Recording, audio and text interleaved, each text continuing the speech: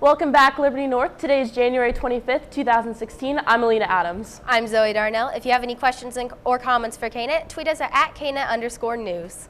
The first announcement we have for you today is if you're interested in college visits, you can go ahead and sign up at Family Connections.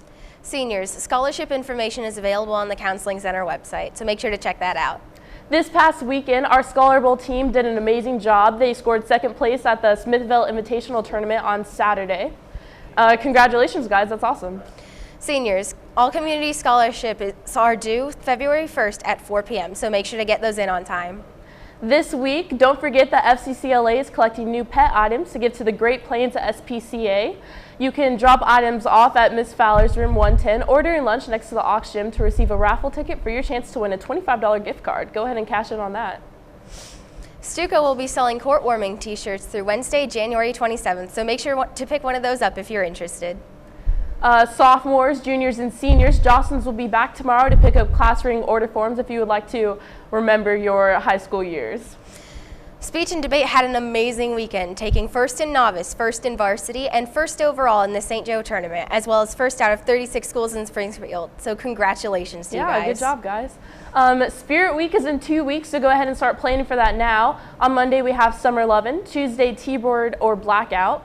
Wednesday, we go together. Thursday, North is the word, so boys go ahead and wear gold and navy for girls.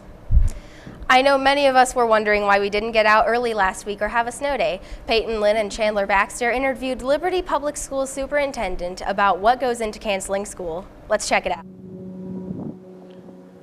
As best as able, we start looking at forecasts. And so as we watch forecasts and the call for any type of inclement weather, be it freezing precipitation or snow accumulation that's substantial, then we start watching and seeing. Of course, it's all about timing. If we're able to make that cancellation in the evening, it's probably the best for our families and our students, our community, so that they have time to prepare and make adjustments for whatever the next day may have in store. Sometimes we're not that fortunate, and so a lot of times it may involve getting up early in the morning, as early as 3:30 or 4 o'clock, and running roads.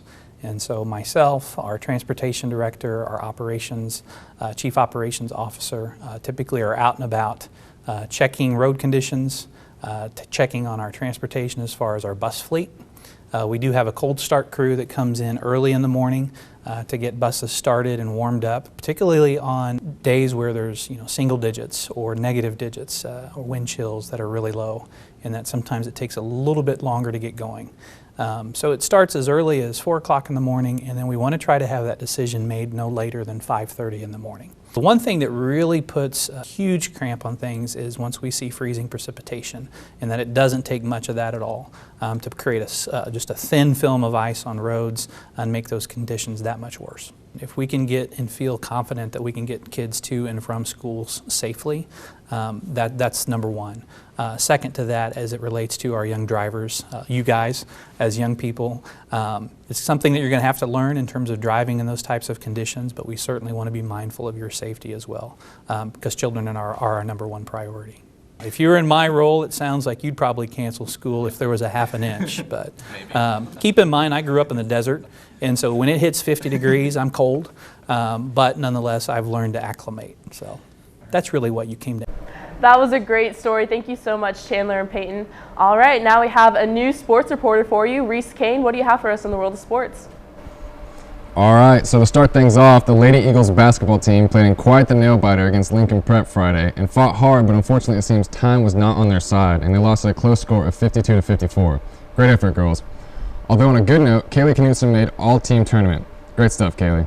The girls play again tonight at 7 at Fort Osage.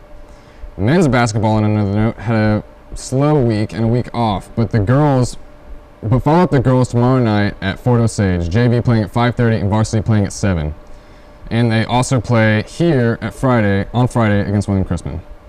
Another good note, Golden Girls competed at regionals at Lee Summit North, making 3rd in jazz, 1st in hip hop, and an outstanding choreography award. So it's another fantastic job by them. Finally, wrestling got 3rd at Kearney dual tournament, and Dayterion Richardson went undefeated as well as Colin Thee. Great job. And that's all I have for you on sports this week, so back to the front. All right. Thanks for that great sports report. Yeah, you did a good job, Reese.